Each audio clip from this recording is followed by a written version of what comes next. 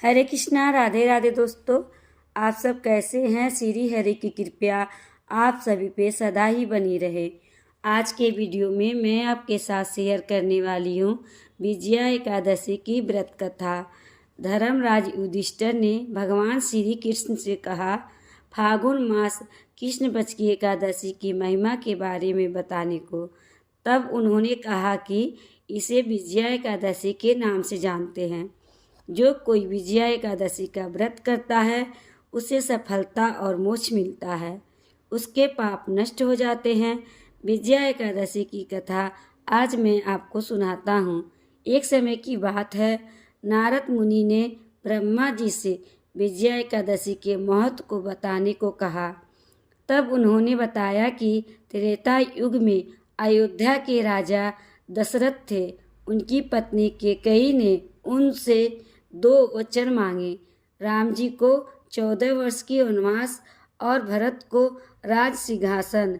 पिता की आज्ञा से राम जी अपने अनुज लक्ष्मण और अपनी पत्नी सीता के साथ वन में चले गए, जहाँ रावण ने सीता जी का हरण कर लिया। सीता के खोज में राम और लक्ष्मण वन में भटकते रहे, जहाँ उनकी मुलाकात वीर हनुमान से हुई। सुग्रीव से मित्रता के बाद वानर दल सीता माता की खोज में निकलता है। हनुमान जी माता सीता का पता लगाते हैं। फिर भगवान राम वानर सेना की मदद से लंका पर चढ़ाई करने की योजना बनाते हैं, लेकिन सबसे बड़ी बाधा समुद्र होता है। उसे कैसे पार किया जाए? एक दिन लक्ष्मण जी ने प्रभु राम को बताया कि यहाँ से कुछ दूरी पर वकदालभय ऋषि का आश्रम है। वहाँ चलकर उनसे समुद्र पार करने और लंका जाने पर सुझाव मांगा जाए। भगवान राम वकदालभय ऋषि के पास पहुँचते हैं, उनको प्रणाम करके आने का उद्देश्य बताते हैं। इस पर वकदालभय ऋषि ने कहा कि फागुन कृष्ण पक्ष एकादशी के दिन व्रत रखकर भगवान विष्णु की पूजा करें। यह व्रत आपको अपने भाई लक्ष्मण, सेनापति और अन्य प्रमुख सहयोगियों के साथ करना है।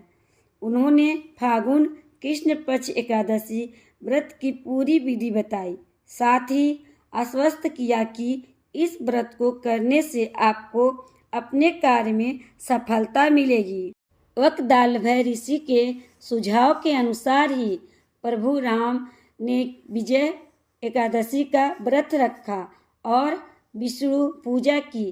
कहा जाता है कि इस व्रत के पुण्य फल के प्रभाव से वानर सेना समुद्र पार करने में सफल रहे और लंका पर विजय प्राप्त हुई।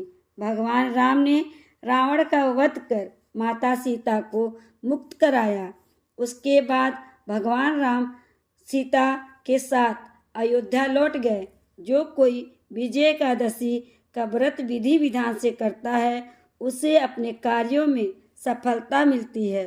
ब्रह्मदेव ने कहा कि जो भी मनुष्य इस व्रत को करेगा उसे सफलता अवश्य प्राप्त होगा। तो दोस्तों, यह थी विजय एकादशी की व्रत कथा। तो कथा आपको कैसी लगी? अच्छी लगी है तो लाइक कर दीजिएगा। चैनल को सब्सक्राइब नहीं किए हैं तो चैनल को सब्सक्राइब कर दीजिएगा। श्री हरि की कृपया आप सभी पे बनी रहे, इसी कामना के साथ अगले वीडियो मिलते हैं। राधे राधे।